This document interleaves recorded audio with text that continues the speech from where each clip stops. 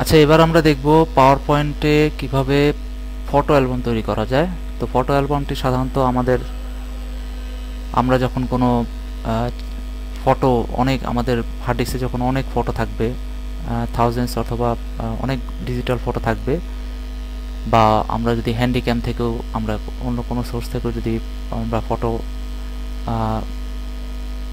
নিয়ে আসতে পারি, তো সেই ক্ষেত্রে এই ফটোগুলোকে যদি আমি স্লাইড আকারে প্রেজেন্টেশন করি কোথাও, সে ফর এক্সাম্পল প্রজেক্টরে অথবা ওয়াইড স্ক্রিন কোনো টিভিতে অথবা কম্পিউটারে, যেটাই হোক, মনিটরে, তো এবং আমরা যদি শেয়ার করি আমাদের ছবিগুলো কাউকে, আমাদের ফ্রেন্ডকে দেখানোর জন্য বা অন্য কোথাও শো করার জন্য, তখন আমরা বেসিক্যালি পাওয়ার পয়েন্ট 2007-এ এটি অত্যন্ত গুরুত্বপূর্ণ ফিচার হচ্ছে ফটো অ্যালবাম।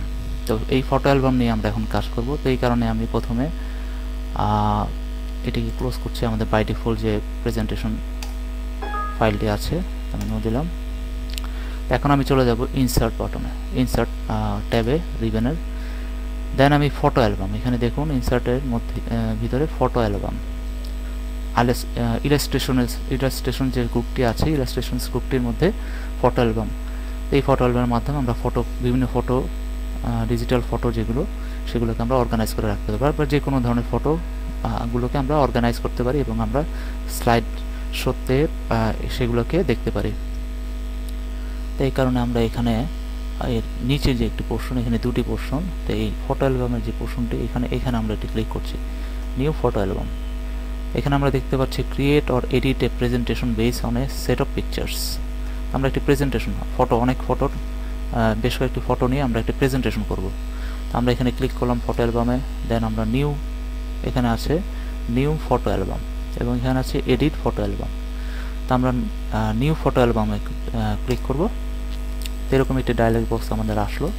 তো এখন এখানে insert picture from file hard disk, তো এখানে আমরা হার্ড ডিস্কের যে কোনো ফাইল বা হ্যান্ডিক্যাম থেকে তুলে বা অন্য কোনো সোর্স থেকে তুলে হার্ড ডিস্কে স্টোর করে অথবা ইন্টারনেট থেকে নিয়ে এসে আমরা হার্ড ডিস্কে স্টোর করে সেখান থেকে আমি যে কোনো টাইপের ফাইল ওপেন করতে পারি। তো আমি এখান থেকে ফাইল অর ডিস্ক যেটি আছে এই বাটনটিতে ক্লিক করলাম, দেন আমরা এখান থেকে আমাদের পিকচার যেগুলো আছে সেগুলো সিলেক্ট করে দিব। তো আমি for example desktop, then PowerPoint sample, then image, যেমন আমার এখানে বেশ কতগুলো পিকচার আছে, জেপিজি ইমেজ। তো আমরা এগুলোকে নিয়ে কাজ করতে পারি। ফর এক্সাম্পল আমি যদি এভাবে এটিকে সিলেক্ট করি, তা আমি যদি মাল্টিপল ফাইল সিলেক্ট করতে চাই, সেক্ষেত্রে আমাকে কন্ট্রোল কি চেপে ধরে যে ফাইলগুলো সিলেক্ট করতে চাই সেগুলোতে ক্লিক করলে আমরা সিলেক্ট হয়ে যাবে, এবং যেগুলো সিলেক্ট করতে চাই না সেগুলোকে ডিসিলেক্ট করে দিলে আবার সেগুলো ডিসিলেক্ট হয়ে যাবে। তা আমি এই কটা ফাইল নিয়ে কাজ করব বেসিক্যালি।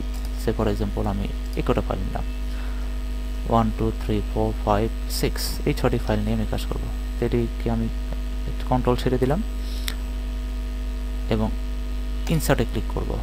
তো এখানে খুব সুন্দর মতে এখানে পিকচার্স ইন অ্যালবাম, এখানে আমাদের এই পিকচারগুলো চলে আসছে অর্গানাইজ, খুব সুন্দর মতো এখানে আমাদের চলে আসছে। এখন আমরা ইচ্ছা করলে এখান থেকে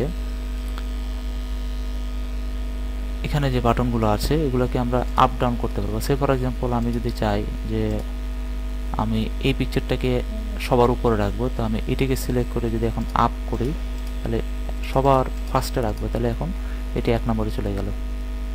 তো এইভাবে আমি এই আপ ডাউন কি যে দুটি আছে এখানের মাধ্যমে এটিকে অর্গানাইজ করে রাখতে পারি। আর যদি এখানে আমাদের কোনো ইমেজ দরকার না হয় সেক্ষেত্রে আমরা এখানে রিমুভ বাটনে ক্লিক করতে পারি। তো এছাড়াও আমি এখান থেকে ইমেজের রোটেশন করতে পারি যদি আমাদের কোনো প্রয়োজন হয়। তো এটা বেসিক্যালি প্রয়োজন হয় যখন আমরা কোনো হ্যান্ডিক্যাম বা ওয়েবক্যাম বা অন্য কোনো সোর্স থেকে যখন আমরা এই পিকচারগুলোকে নিয়ে আসি, তখন বাই ডিফল্ট তারা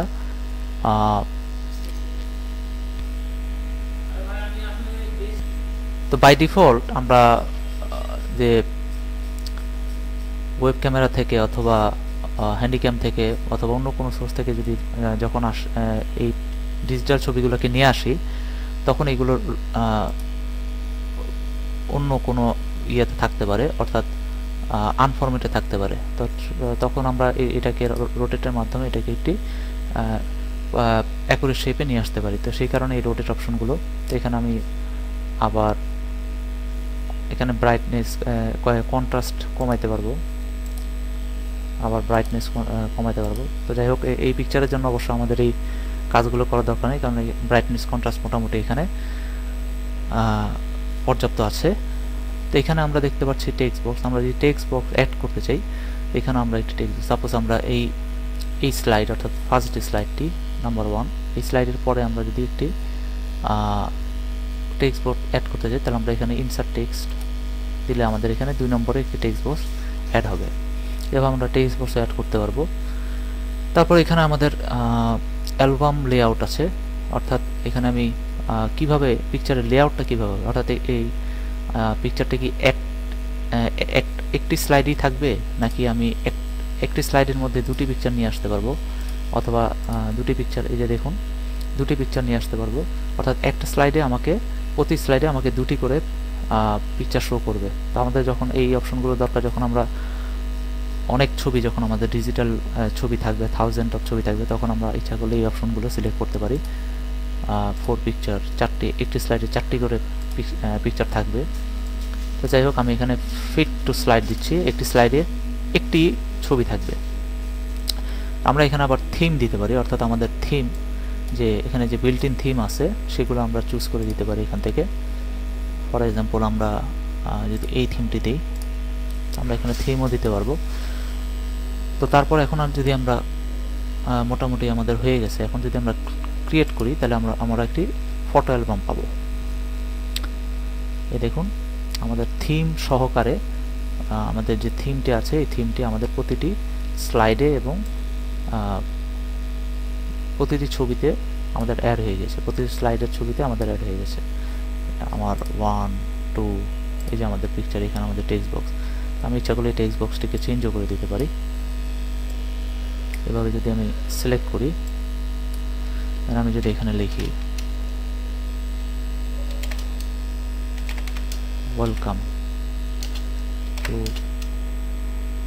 ফটো অ্যালবাম,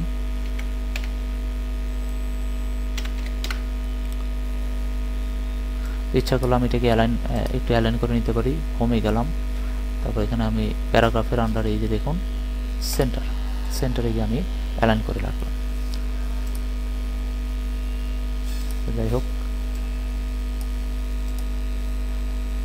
এখন যদি আমি এটির স্লাইড শো দেখতে চাই, অর্থাৎ আমাদের এই যে পিকচারগুলো আমরা ইনসার্ট করেছি, এটি যদি আমি স্লাইড শো দেখতে চাই, তো এখানে দেখুন, এখানে নর্মাল, স্লাইড শর্টার, এবং এইখানে দেখুন স্লাইড শো।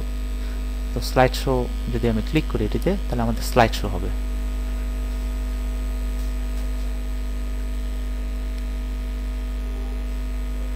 দেখুন, এখন যদি আমি একটি ক্লিক করি, মাউসের প্রতি ক্লিকের আমাদের পিকচারটি চেঞ্জ হবে, অর্থাৎ নেক্সট স্লাইড আসবে। এই দেখুন,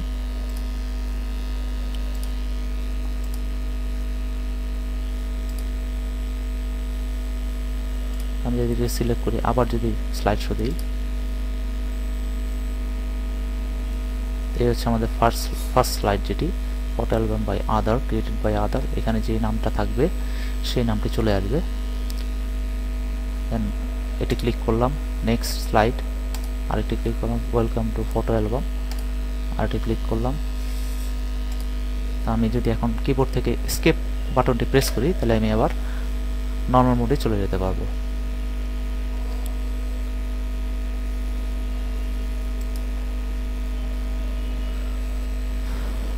এই যে ফটো অ্যালবাম যে অপশনটি, এটি বাই আদার যে কথাটি, এই কথাটি কিভাবে এলো, এটিতে আমাদের যে পাওয়ার পয়েন্ট 2007-এর যে অপশন আছে, ওখানে আমরা এখানে লিখতে পারি। ওখানে আমাদের অপশনে যদি আমরা বলে দিই, তাহলে আমাদের সেভাবে এটা আসবে। যেমন আমি যদি এখানে অফিস বাটনে যাই এবং দেন আমি পাওয়ার পয়েন্ট অপশনস এটিতে ক্লিক করি, দেন এই যে এখানে দেখুন পপুলার, এবং এইখানে পার্সোনালাইজের কপি অফ মাইক্রোসফট অফিস। তো এখানে যে নামটি দিব সেই নামটি সে আমাকে শো করবে, ইউজার নেমে যে নামটি দিব। তো এই হচ্ছে মোটামুটি ইউজার নেম। এখানে যে নামটি দিব সেই নামটি আমাদের শো করবে এখানে।